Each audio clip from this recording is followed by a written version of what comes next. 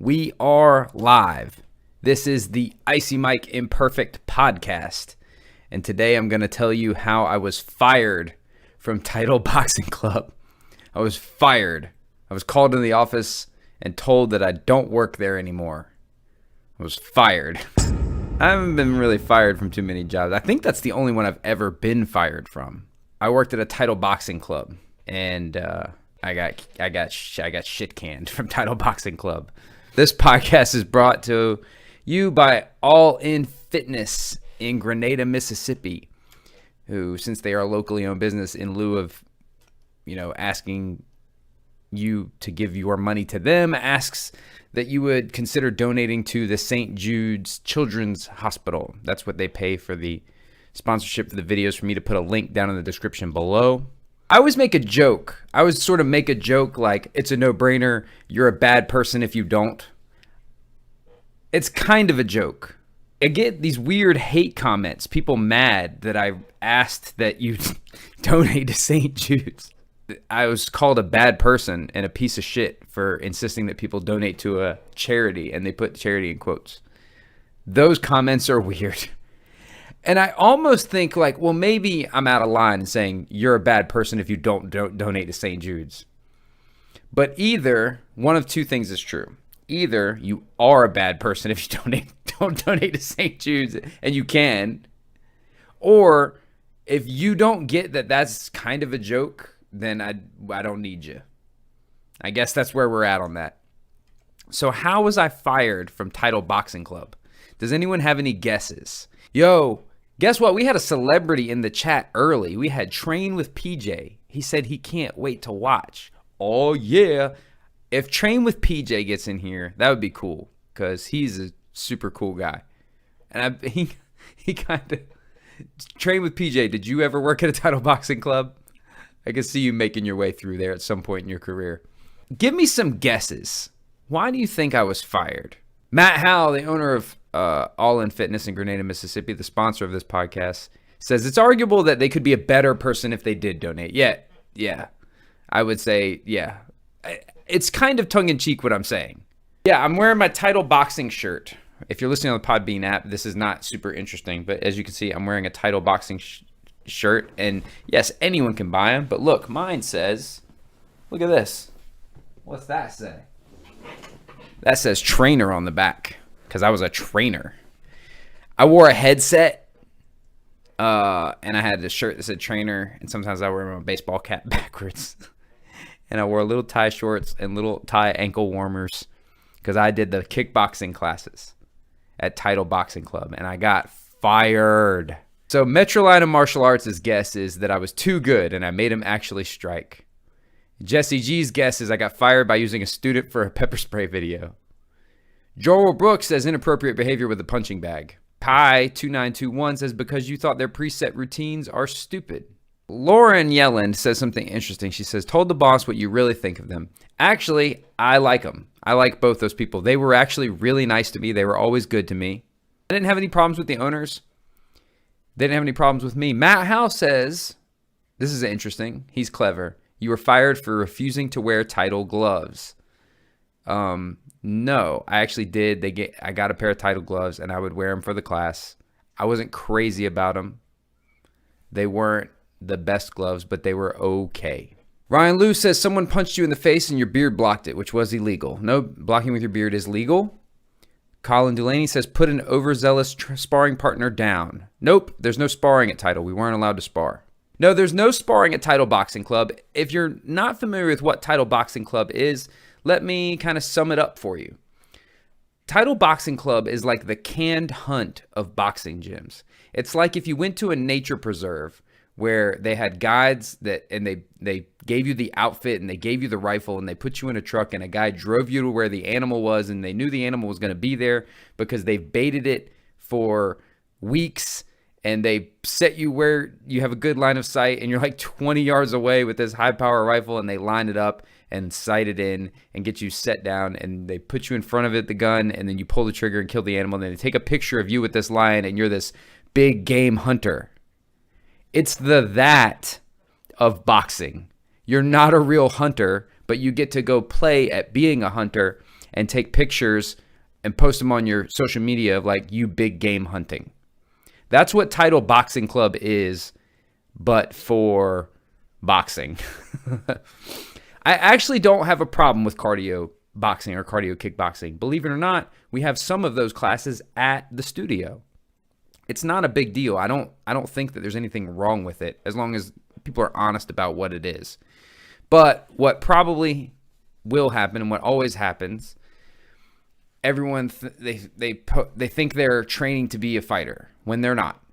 There's nothing wrong with not being a fighter, but there's something wrong with thinking that you are a fighter when you're not. I was running my personal training business out of my garage. If you're not familiar, I used to work full-time out of my garage as a personal trainer. It's set up as a gym. You can see some of that in some videos before I had the commercial studio. I was doing 30, 35 appointments a week out of my garage. I knew jack squat about running group fitness. I didn't know how to do group training, and I didn't know how to do group fitness. I always did one-on-ones and strength training. I didn't have any idea how to do that stuff. I knew that one day I wanted to own my own place, and I wanted to learn how to do it. So I treated it as an internship. I think they paid me like $25 a class or $30 a class or something like that. And at that point in time, it's sort of tacky to talk about money, but I've already done the video. I was making $1,000 a week as a personal trainer. I was not there because it was a job. I went strictly almost like an internship. I was trying to learn how it was done. I never stole a client. I never tried to steal a client. I never took a client from Title, brought them out of Title, and trained them on my own separately. Never happened, not once. I don't do that. I just wanted to learn how group fitness was done. I wanted to learn that format, and I wanted to learn how to do it. And I thought I was going to be learning a lot. And don't you know, pretty quickly, they started doing stuff that I was, like I got a couple things. I got a couple good ideas. I actually wish I'd done it more so I could have like stolen more ideas for workouts. But everyone there started doing stuff that I was doing. So there was give and take. And it was fun. There's nothing wrong with it. Everyone kind of treats you really well. Like as a trainer, you're given a lot of like respect and a lot of consideration by the people there. They treat you really good. There was this issue though, when I would work out there. So I would teach my class, and then I usually had like an hour or two and then another class. So I would work out then, and I would work out in these little tie shorts.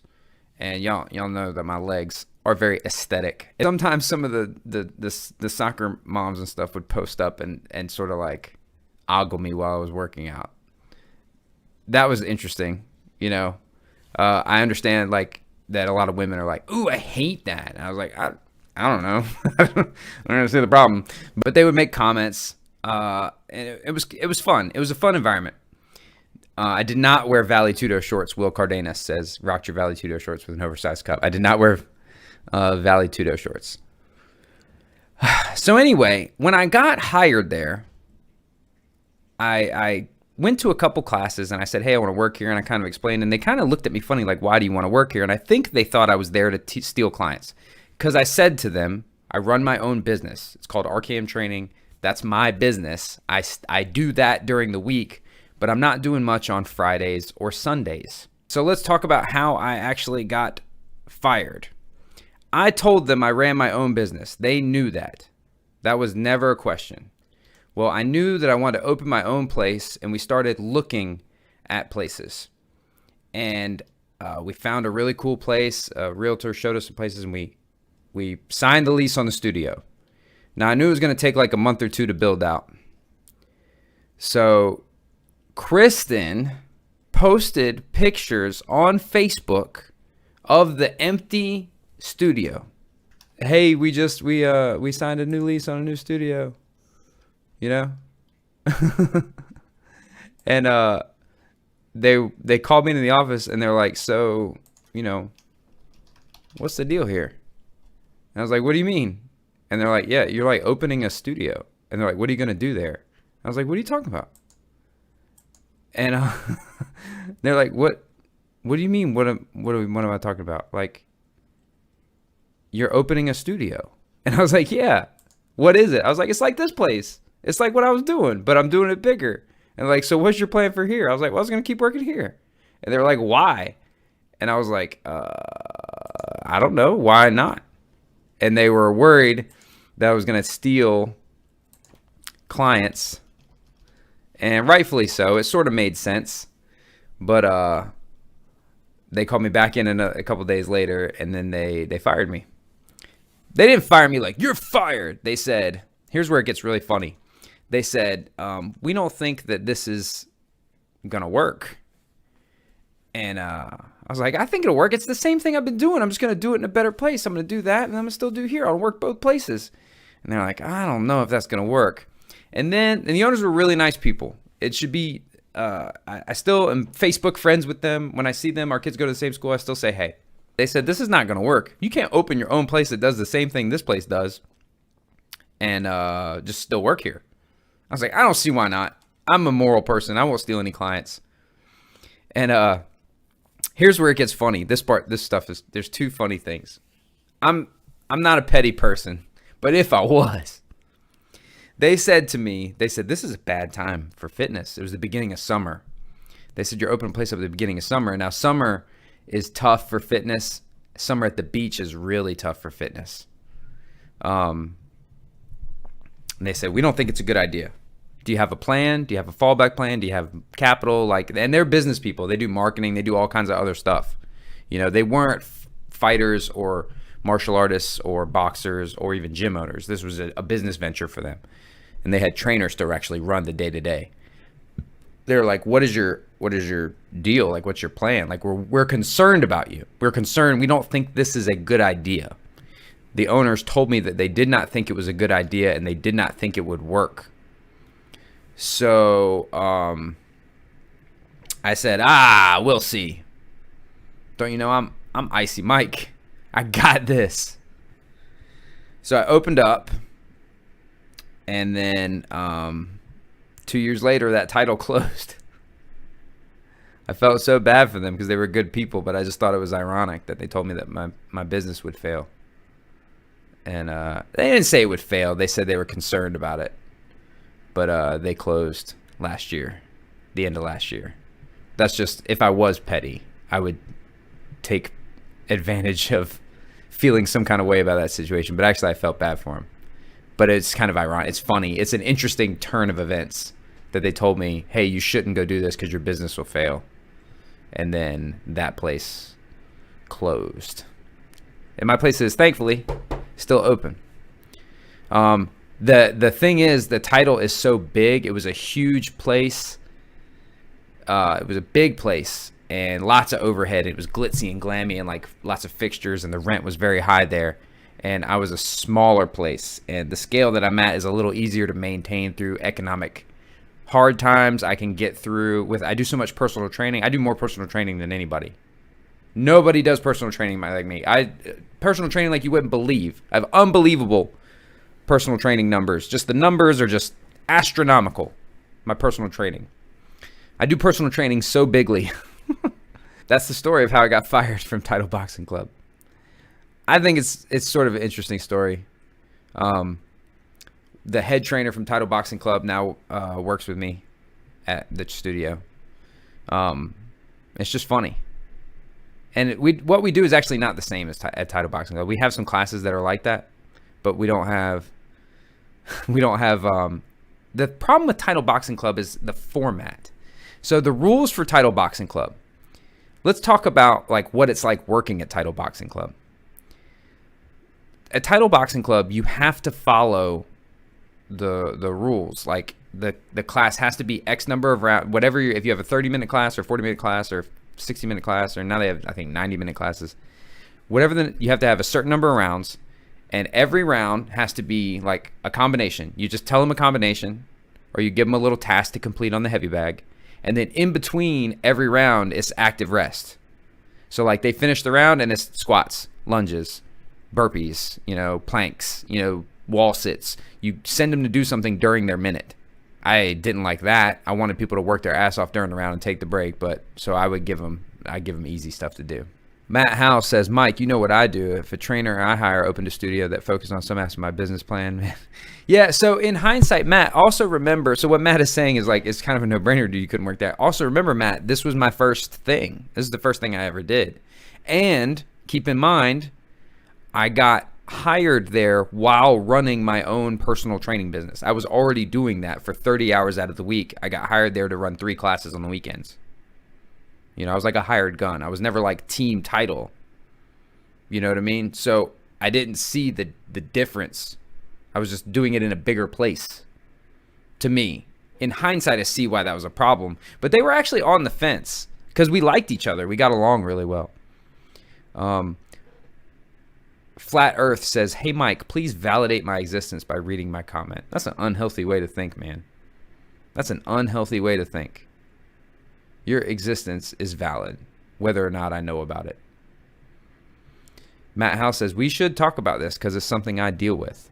I guess having trainers hop on the Podbean. I guess you probably have had trainers that do other things that moonlight somewhere else. But when you finish a title, here's what's funny is they're really like it's things that would annoy most martial artists and most fitness and combat sport professionals. You can't call out the numbers for combos.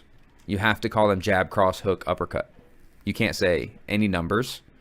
I remember one time I said we're going to skip rope. We were skipping rope, like imaginary rope. And the assistant manager was like, we don't say skipping rope. People don't know what that means. You have to say jumping rope. And I was like, I don't think that what you're saying is correct. And there were some trainers that had no boxing background. They were like good motivational type people. They were good like group fitness people. They could wear the headset. There was techno music blaring. They could really get a crowd going, but they didn't know shit about boxing. There was a couple trainers like that. I don't really see a problem with it. But, you know, some of them would lie and say that they were fighters or that they did box. And so sometimes people thought that they were learning the real shit. But it was funny because at the end you had to do core work, and it had to be on the floor. Like everyone go get basically like yoga mats, and they had to lay down on the floor, and you could get a medicine ball. But it had to be laying down. And I had like core routines that also involved standing up and stuff like that. And they said, no, they have to be laying down. So you had to do your 10 rounds or your 8 rounds or whatever, 3-minute rounds, 1-minute break, then 10 minutes or whatever it was of core. And it had to be that. That was a class every time. Yeah, it was a fun experience, but I actually think I already had a better handle on it than I thought. It wasn't as complicated. I thought I was like going to be learning like the nuances of running a good class that kept moving, and you know, I would see experts at their craft, and that's just where I figured out that most martial arts and fitness professionals are super flaky. But yeah, so I opened up RKM and never had to go work anywhere else. Is there anything that you learned from working at Title that you took away with you after you kind of took the shirt and the job away with you? No, man. Keep the shirt. Don't let it go. Yeah, no. And actually, I can wear it now. I used to not wear the Title shirts, and T, the other trainer at RKM, he was the head trainer at Title, and we never wore our Title shirts until they closed, and then it's like now it's cool to wear them. Now it's like a throwback because they aren't there anymore. You know what I mean? Oh, By okay, the I way, gotcha. coming back on the last podcast, you know, has somebody already reached out to you, you know, for being like a grappler, you know, being a co-trainer Not at yet. your gym? Not yet. That- I'm waiting on the universe to deliver me the right guy. I think it will. The only thing that I learned at Title is what a certain group of people want, and I'm not crazy about catering to that group of people. So, like, I know how to do it. I know how to run a class that a bunch of, you know, soccer moms, I guess, for lack of a better term, want to do. Yeah, Sounds about right. like more fitness. Yeah, but I'm not interested in doing it. Now, T is really good at that stuff. The other coach at the studio, Yeah, he's really good at that stuff. And he runs a class 3 times a week that's similar to that, but better because he incorporates weights, he incorporates the agility ladder, he incorporates the box jumps, he incorporates like resistance training with he boxing does training. everything. Yes, because he's not limited by a format. He can run the class how he wants to run it. But would you also say that it's more basic training, in terms of fighting skill, and techniques? There's Because it zero, seems like you do more, zero, footwork. zero fighting skill training. Zero fighting skill training. In fact, I was often encouraged to leave people alone. I'd be watching them work the bag, and I would make suggestions and make corrections, and they'd say, "Hey, these people don't care. Leave them alone." Yeah, they're That's just wild, coming there man. for fitness and Yes. A woman once said to me after class, she said, I like your kickboxing classes, but afterwards, after the kickboxing class, like my shins really hurt.